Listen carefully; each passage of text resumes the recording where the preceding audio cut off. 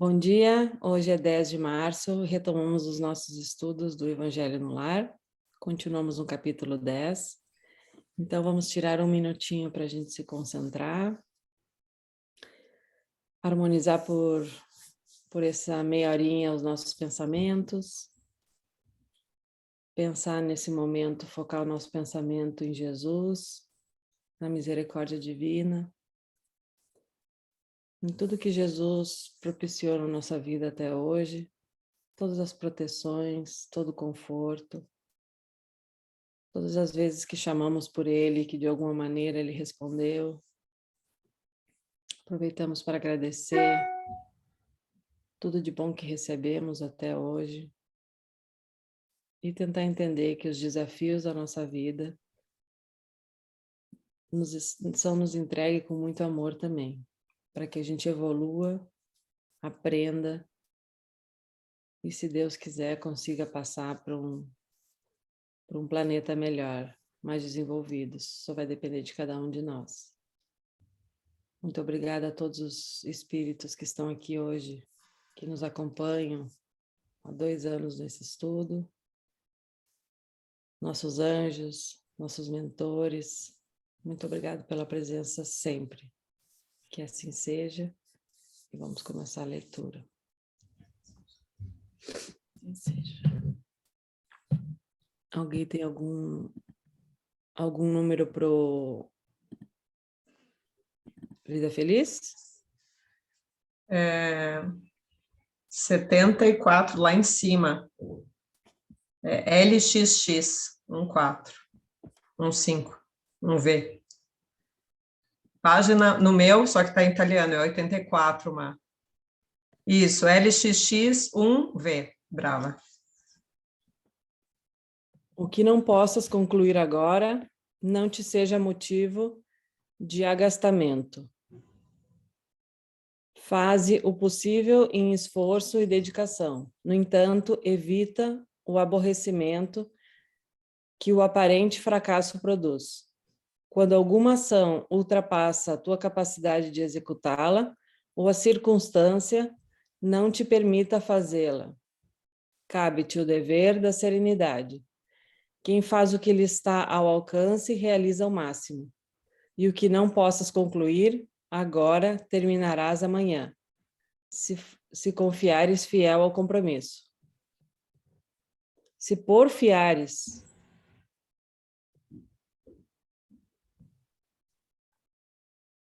quem é que está agoniado que não termina os compromissos? Todo mundo, né? Essa exigência é muito do ego, né? A gente quer concluir tudo na hora, quer já ter a capacidade, né? E aí, quando a Sempre gente produtiva, perfeita. até os processos interiores, né? É porque ontem estava dando aula no curso de autoanálise 1, né? E a gente está naquela fase do pessoal aprender autopercepção. E uma das coisas que a gente foca, né, é justamente essa capacidade de compreender que não é o fato de estudar que te faz mudar, não é o fato de você começar a ter uma autopercepção que te faz mudar, né? Então, para a gente é muito recorrente esse desgosto, porque a gente começa a ver, né? Então, assim, a consciência começa a ampliar, e a gente queria concluir. Estou falando de processo psicológico, mas essa mensagem dá certo também para os processos da vida, né? Para tudo que a gente quer, eu quero terminar agora, né? Até o que eu quero construir, um projeto de trabalho, um projeto de o que quer que seja, a gente quer concluir hoje, né? Movido pelo medo e pela ansiedade.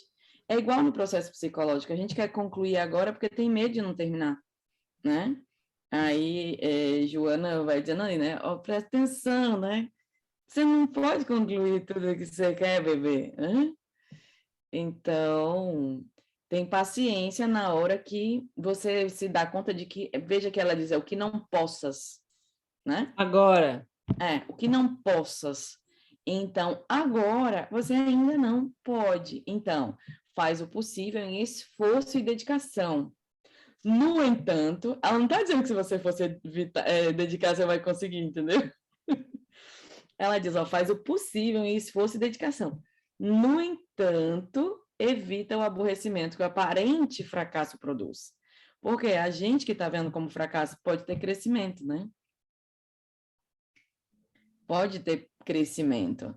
Aí, veja que volta de novo para a nossa capacidade, né? Quando alguma ação ultrapassa a tua capacidade de executá-la, e não só isso, né? Também pode ser a circunstância que não te permite fazê-la, cabe-te o dever da serenidade, né? Ter a compreensão, a serenidade lá de Jesus, em Jesus e a Atualidade, que é o primeiro livro das obras de Joana.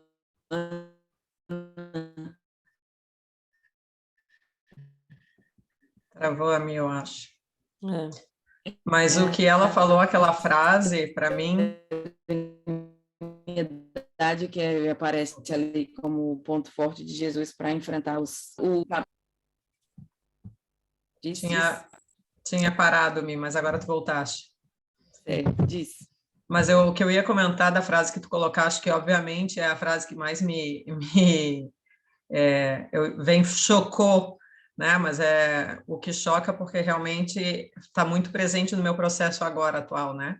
Da questão do fracasso.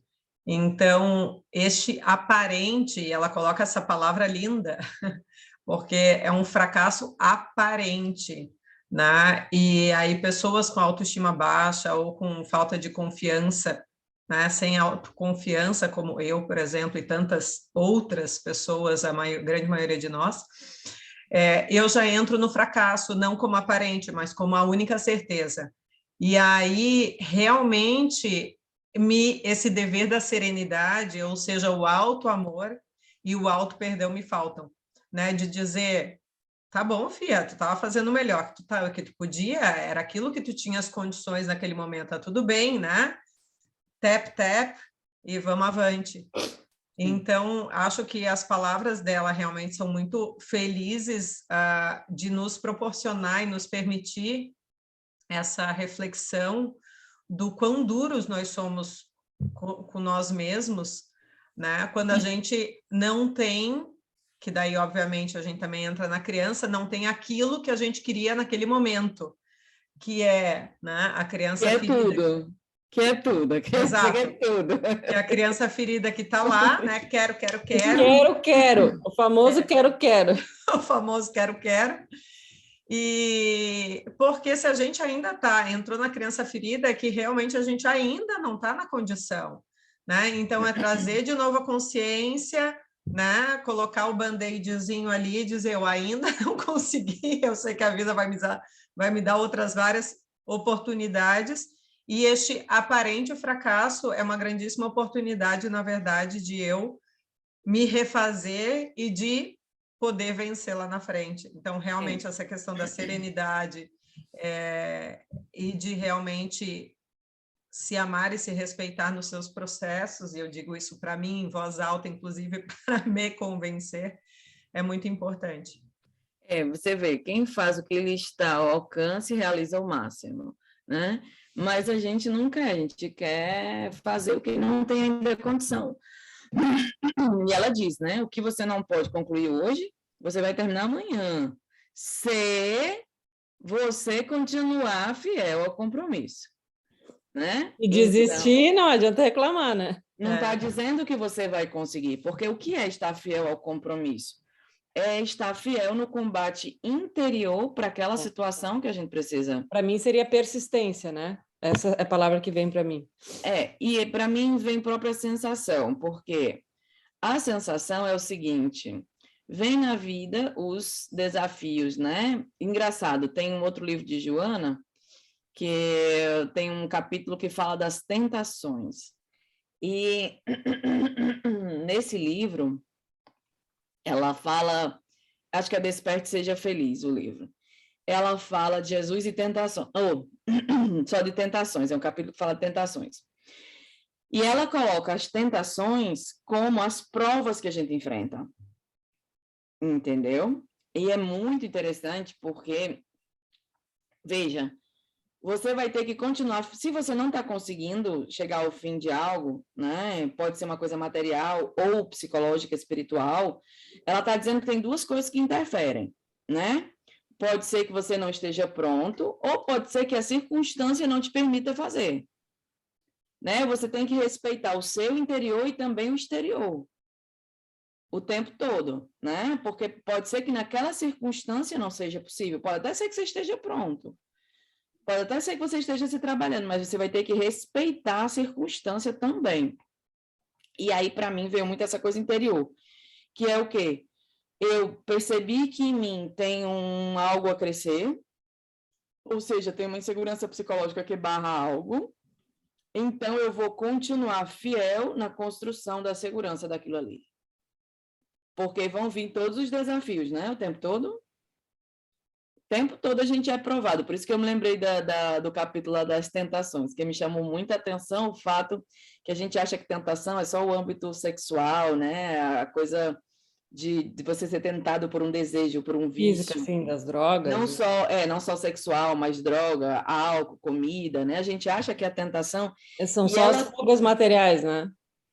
E ela traz as tentações todas como questões interiores. Ou seja, você tem que vencer aquela tentação, a tentação de continuar persistindo no caminho de equívoco, né? O caminho infantil. Então, ela diz, você vai concluir, mas não é que você vai concluir hoje, bebê. Você vai concluir quando você, persistindo, atingir a maturidade e a condição para tal. Não só a sua condição, mas a condição do mundo. Porque, por exemplo, muitos de nós se esforçam, melhora, mas continua dizendo, mas o mundo é uma droga, as pessoas não se respeitam, as pessoas barará, como é que eu posso melhorar se ninguém me ajuda? Né? Então, você vai ter algumas coisas, você só vai realizar quando tiver a condição no mundo para tal. Enquanto isso, você vai realizando dentro de você. Você consegue mudar o mundo? Continua esperando que o externo dê aquela forcinha, né? Não tem, é isso que ela está dizendo. É que seria mais fácil, né? Mas não é o mundo em que a gente habita, né? Então, quem quer fazer a sua parte vai ter que fazer de dentro para fora, né? Que aquilo vai refletir no mundo. Começa por nós, não começa pelos outros. A circunstância não te permite fazer, né? E eu dou um exemplo assim do mundo, mas pode ser uma circunstância interior, né? Você está tentando fazer algo, mas aquela circunstância não te permite. O que você está vivendo naquele momento não te permite. Precisa respeitar. É exatamente isso, porque, na verdade, às vezes, essa questão, né? Quando tem o outro, mas o outro não me permite, tudo bem. Cabe a ti aprender a respeitar também, isso também faz parte do desafio, né? Não dá para a gente chegar no segundo nível do joguinho se a gente não completou a primeira fase inteira. E realmente a gente quer, né, já ter ganho e pronto, não cair de novo. Como se realmente esse aprendizado... Lembrando sempre que a próxima fase do game é mais difícil. A gente quer passar da fase do game, mas a gente não quer dificuldade. A gente quer que seja sempre mais fácil. É misericórdia divina, né? Porque quando você passa de fase no game, você está mais preparado. Mas você está mais preparado porque a fase é muito mais difícil. Mas a gente quer passar de... Não quer quem quer, a gente quer fechar o jogo. Eu não sei qual é a linguagem de jogador. A gente quer ganhar logo. Eles têm uma palavrinha, né? Que é tipo fechar o jogo, não sei, eu não lembro agora porque não é que eu sou de jogo. Mas tem uma palavrinha que quem joga fala, né? Eu quero... tipo, vencer todos os níveis, né, para poder concluir aquela, né, conseguir. Então, a gente não é que a gente quer passar para a segunda fase, a gente quer a última, sem ter passado pelas outras. A gente quer lutar com o chefão já lá, né? Sempre a última é lutar com o chefão, lembra? Não é nem lutar, a gente já quer ser vitoriosa, não quer... sem enfrentar dificuldade. Aí, o que acontece? A maioria dos jogadores... eles não conseguem ultrapassar os desafios, né? E eles vão procurar as dicas, né? Isso. Hoje em dia tem isso, né? Na nossa época não tinha tanto, mas hoje em dia tem isso. É que a frustração, né? A gente não sabe lidar com a frustração, né? A frustração, inclusive, como ela diz, né? De ser fiel ao compromisso. Tu vais ter que tentar e tentar, porque cada vez que tu tentas, é uma fortificação, é uma nova ferramenta que tu adquires, é uma dica, é uma paciência, é alguma coisa diferente que por que tu não passaste antes naquela fase? É porque realmente tu não tinhas as ferramentas todas necessárias, né? A gente conquista uma e já quer passar, e já quer E mesmo que, por exemplo, essa coisa de procurar os caminhos, não quer dizer que esteja errado você procurar os caminhos, porque não basta você procurar os caminhos, você vai ter que desenvolver habilidade, né? É que a gente quer buscar os atalhos, e aí a gente não É. tem as habilidades para se usar daqueles atalhos. Pronto, precisa. Então, é isso que eu estou dizendo. Eles vão tentar, mas mesmo o jogador, ele vai ter que desenvolver a habilidade. Os espíritos nos estão dizendo o que fazer, eles nos dão o atalho. Por que a gente não segue? Eles estão dizendo, ó, tá aqui, você quer mudar de fase no game, né? Você quer mudar de fase no game? Presta atenção nisso aqui. Você vai ter que ter serenidade quando a circunstância não te permitir concluir o que você está querendo. Você vai ter, ele está lhe dando o atalho. Por que a gente não faz? Porque E uma ainda coisa não a tem gente as habilidades. concorda que o atalho que a gente procura, né, na vida, inclusive, que é aquele de, deixa eu dar um jeito aqui para ir mais rápido, né?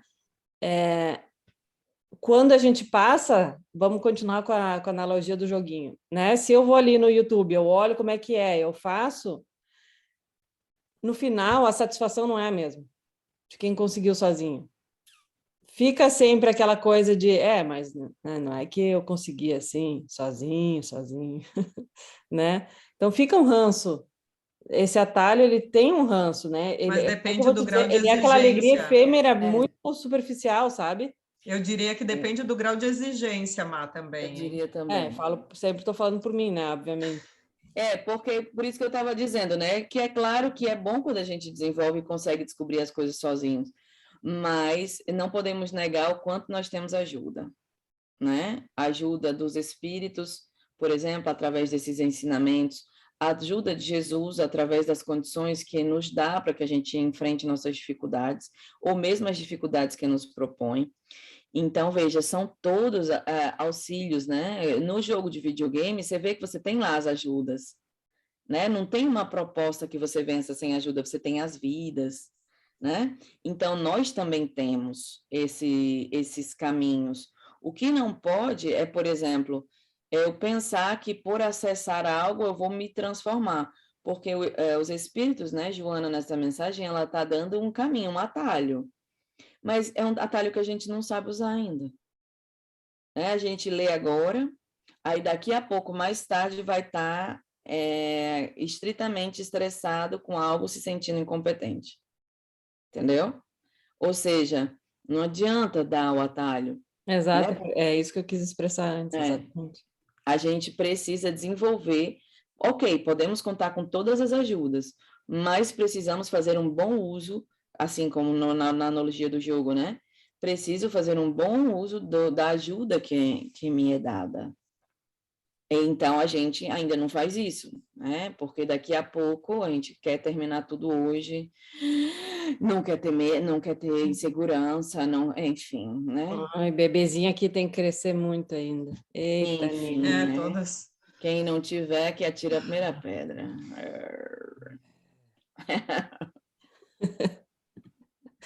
Bebezinho raivoso. Né? Seguimos, então, com a indulgência. Olha aí, mais uma para a caixinha. José Espírito Protetor, Bordeaux, 1863.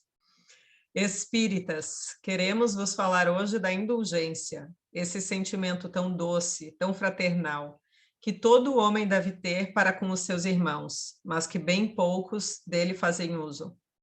A indulgência não vê as faltas alheias, ou se as vê, evita comentá-las e divulgá-las. Pelo contrário, evita que se propaguem. E se a maldade os descobre, tem sempre uma desculpa para amenizá-las, ou melhor, uma desculpa plausível, séria, e não daquelas que, parecendo querer atenuar a falta, fazem-na sobressair com pérfida astúcia. A indulgência nunca se ocupa com os maus atos alheios, a menos que seja para prestar um serviço, mas ainda assim com a cautela necessária para os atenuar o máximo possível. Não faz observações chocantes, não traz reprovações nos lábios, mas somente conselhos, normalmente velados. Quando criticais, que dedução deveis tirar de vossas palavras? A de que vós que censurais não praticastes o que reprovais, equivaleis mais do que o culpado? Homens, Quando julgareis os vossos próprios corações, os vossos próprios pensamentos e atos, sem vos preocupardes do que fazem os vossos irmãos?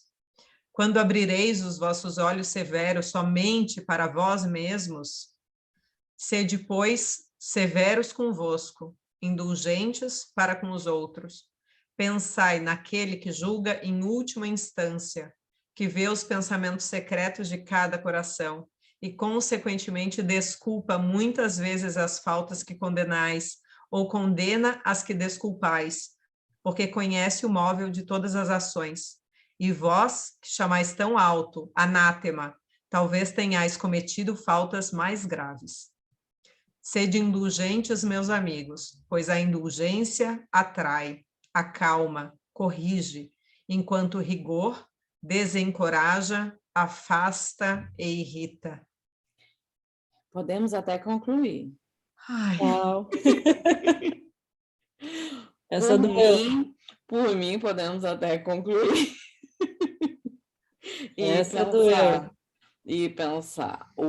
Por que será que a gente fica desencorajado, desiste e se irrita, né? É porque a gente não sabe o que é indulgência, né? Então, eu acho que esses espíritos, por isso que eu digo, né? A ampliação de consciência sem fim.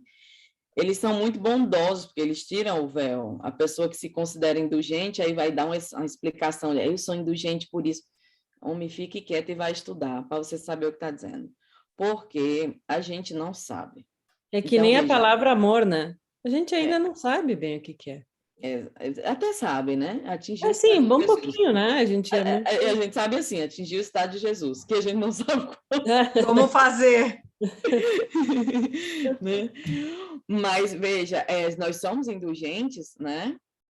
Imagina aí, não reprovar, não condenar, que é não julgar, né, galera? Vamos combinar? Então, assim, os julgamentos e as críticas que a gente comete nos tiram a capacidade dessa... E lembrei, sabe que eu lembrei dos estudos de constelação? Que eu faço sempre com alguns paralelos, né? Lembra que quando a gente estuda constelação familiar, a gente percebe que quando a gente julga, a gente entra no campo? Sim. Lembra? E quando eu estava lá relendo agora, né, esse pedacinho, ele está dizendo, né, que a gente, quando é indulgente, né, ou seja, quando eu não julgo, quando eu não critico, eu não estou mudando a minha sintonia e nem estou entrando naquele campo de adoecimento do outro, ou seja, nem estou alimentando a minha doença, né? Porque para a gente ainda é difícil, não vamos dizer, não, é porque eu sou superior, não, porque, na verdade, dentro da gente é uma decisão de não se voltar contra o outro, precisa ser uma decisão, porque a gente farpa e veneno tem para dar e vender, né? Então, mas quando a gente toma a decisão de não fazer isso, aí é que ele diz, atrai calma, corrige, enquanto rigor, porque o que é, né? Eu querer modificar o outro, julgar o outro e gastar uma energia maior do mundo, né? Aí afasta e irrita. Lembra que na constelação também diz que quando a gente se mete lá nas leis da ajuda, né? Que provoca afastamento, né? Eu digo sempre que o que eu estudo, né, na minha vida, eu sempre procuro os reflexos no Evangelho. Às vezes me vem um insight de uma coisa, aí eu vou ler Joana para saber se aquela coisa que eu estou pensando tem respaldo. Porque o fato da gente ver, ou de que alguém tenha visto, não quer dizer nada, né? Então, esses espíritos superiores, eles nos ajudam com o véu que a gente pode ainda colocar. E isso, imagina aí, quantas vezes na nossa vida a gente não é indulgente. Todas as vezes que a gente julga, critica, fala mal, que a gente caramba! Ai, Aquele severos para convosco, indulgentes para com o próximo, né? E o próprio parágrafo que fala antes, subiu um pouquinho ali, que remete também à leitura do Evangelho, né? Que diz da trave, né? Como é que tu queres né, abrir os olhos do outro se tu tem uma trave nos teus? Sim, então, quando abrireis os vossos olhos severos somente para vós mesmos? Ai, né? Realmente, a gente, bom, principalmente as pessoas mais exigentes, né, tem já um grandíssimo juiz, né, julgando e, digamos, sendo severa com a gente. Mas, de qualquer forma, é inevitável que a gente use esses olhos severos também para com o outro, né? Porque daí a gente vai começar a julgar em tudo aquilo que a gente também não conseguiu ainda melhorar, né? E através da projeção, enfim. Ou seja, valeis mais do que o culpado, né? Julgamos alguém culpado, mas valeis mais, te consideras melhor do que a pessoa que julgas culpada. Nossa, realmente assim é de parar e pensar. Estava pensando, puxa, ontem à noite eu falei mal. Eu falei, meu Deus, achei que eu não falei. Ai, meu Deus, inocente. E ele fala ali em cima, acho que é uma das primeiras, aqui, que ele diz, ali no primeiro parágrafo, se você não fala, né, mal do outro dessa forma, parecendo querer atenuar a falta, ou seja, fala, não, mas ele não fez por mal, fazendo-na sobressair com uma pérfida astúcia, ou seja, ainda fazendo de conta, né, na doce ilusão de que estou sendo indulgente, né? Evitando que se propague, mas dependendo do modo também como nós fazemos, pode ainda reforçar mais uma vez aquilo que a gente considera, né? Culpado ou culpador.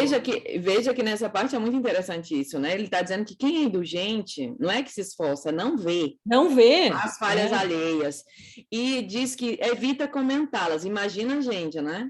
Imagina a gente, ei, você viu, olhe, nananana, né? Então, veja, na hora que, veja, a indulgência, ela não vê. Se ela vê, né? Se ela vê, porque pode acontecer de que a pessoa indulgente veja que alguém está em equívoco, mas a pessoa não vai comentar para usar aquilo como uma arma contra o equivocado. Exato. Né? Aí, pelo contrário, a pessoa vai tentar atenuar. Então, se você é indulgente, a outra pessoa vai começar a falar mal daquilo ali, né? A pessoa vai dizer, né, que se a maldade o descobre, ou seja, né, se o outro, né, na sua infantilidade ali descobre, você vai tentar amenizar aquilo ali, dizendo, não, por exemplo, né, a pessoa fez um mal ali, aí o outro vai, você viu que fulano quanto fez mal, quanto né, quanto trata mal a mulher, ou quanto faz isso com os filhos, né? Então, a pessoa indulgente, ela nem vai se focar nisso, mas se ela vê, realmente, ela vai tentar amenizar. Amenizar como? Dizendo, deve ser uma pessoa com muitos problemas, né? Não é que cabe o julgamento, deve ser alguém que precisa de ajuda, mas não condenando. Ou silêncio, né? Não, porque nessa parte ela diz assim, se vê, né? Então, a pessoa vai encontrar uma forma de amenizar, né? Uma desculpa séria, né? E, como ela diz, ele diz, e não parecendo querer atenuar a falta, né? Porque a gente pode fazer de conta que está querendo atenuar, mas a gente também vai enfiando a faca, entendeu? Depende do nosso estado de alma, não é do que a gente diz, né? Como. Por exemplo, eu vejo muitas coisas, mas eu já não me permito falar, entendeu? Não sou eu que geralmente começo esse tipo de conversa, mas eu vejo, entende? Então, assim, não sou inocente. Né? Se a pessoa vem me comentar algo, não é que eu não vi aquilo, eu vi, eu também reparei, né? Mas eu já estou tentando me doutrinar, eu sei que ainda é de fora para dentro, né? Mas é tentar tirar o foco dessas coisas, né? Porque eu já fui muito essa pessoa. Mas é uma decisão que tu estás criticava fazendo como muito, uma né? escolha que já é muito melhor do que se fazia antes, né, Má? Sim. É própria decisão. E hoje eu percebo quanto essas críticas com as atitudes dos outros me retroalimentava na minha raiva, É impressionante, assim, era, sabe, era como se eu buscasse isso para retroalimentar o bichinho da raiva, sabe? E vamos pegar as pessoas próximas a gente? A gente vê os defeitos de quem está perto da gente, a gente tenta amenizá-los ou evidenciá-los? O tempo todo a gente fica criticando, né? Evidenciá-los. Entendeu? Então, a gente não é indulgente, coisa nenhuma. Porque ser indulgente com quem está longe é muito fácil. Porque não vê nunca, né? É muito fácil, porque não te impõe nenhum obstáculo. E não tá ali todo dia te pondo a prova, né? Exato. Aí, agora vai. Então, assim, a gente precisa olhar como é que a gente age, né, com as pessoas que estão ao nosso redor. Será que a gente respeita, né? A gente tem essa indulgência de não ver as falhas, ou a gente passa o tempo todinho pegando aquelas falhas para evidenciar? Olha, imagina quanta gente não fere a pessoa, né? E fora que não estamos sendo cristãos. Fazia tempo que eu não estudava eu tinha esquecido o evangelho no Brasil, né? Não tinha trazido os livros de estudo e tal, mas o evangelho eu não tinha trazido pensando de olhar na internet. Mas não olho internet, né? Não adianta eu pensar que vou olhar na internet. Aí agora a Eva trouxe. E esse livro me ajudou tanto esses dias, né? Porque sempre foi o mergulho onde eu procurei a mudança de sintonia, quando me falta a capacidade moral para uma determinada situação em que a gente entra em sintonia baixa. E aí, lendo agora, né, eu lembrei todas as vezes que eu estudei esse texto e como me ajudou, só que é superficial, entendeu? A gente esquece rapidinho. Vamos dizer que nem rapidinho, porque enquanto você está bem, você consegue. O desafio é quando você não está. Uhum. Entendeu? Então, por exemplo, você consegue se empenhar naquilo, mas é por isso que o evangelho ele é tão importante que ele seja um estudo constante, porque são estados que nós ainda não atingimos. Então, aí volta para a mensagem de Joana.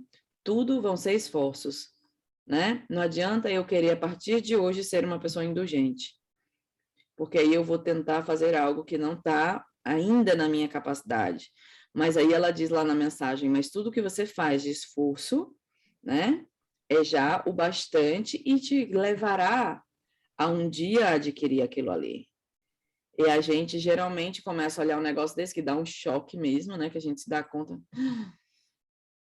Aí bota o ego para administrar, né? Bota, como vocês mesmos comentaram, né? Em várias situações a gente tem traços dessa indulgência. Que bom, né?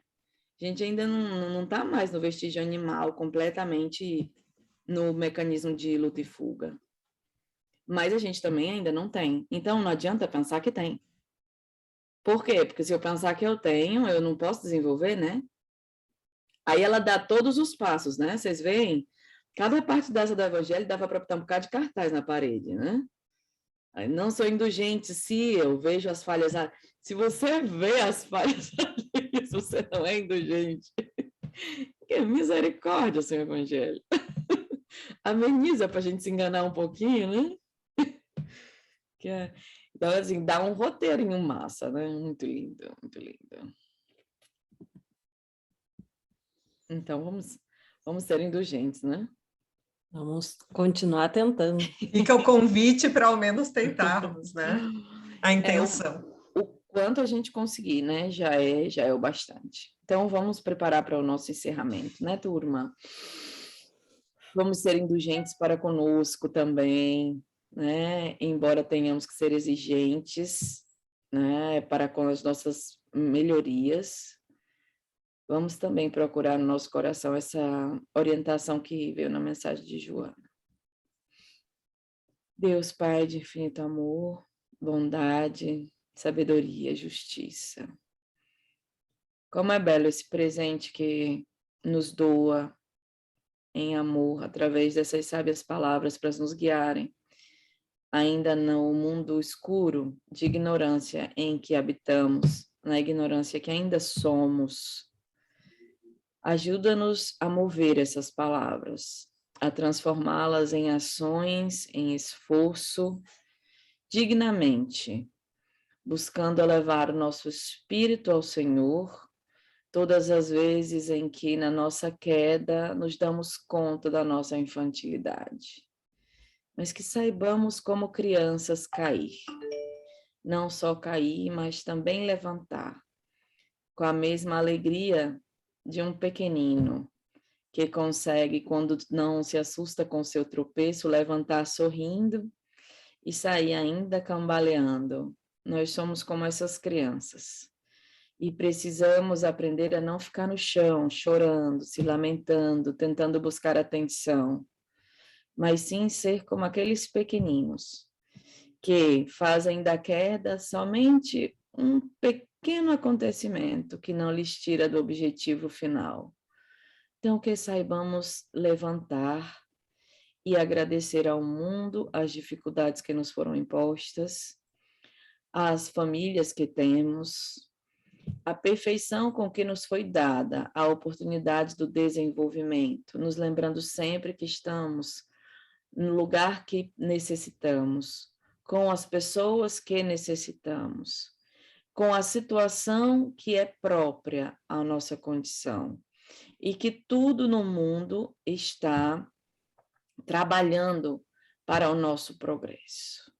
Obrigada por essa sabedoria, por essa inteligência suprema que sabe de tudo e que tudo controla ao passo do amor e não da força, que tudo consegue gestir e que tudo nos dá, que tudo nos doa através dessa linda imagem, né, desse lindo amor que podemos encontrar no vulto do nosso mestre irmão Jesus.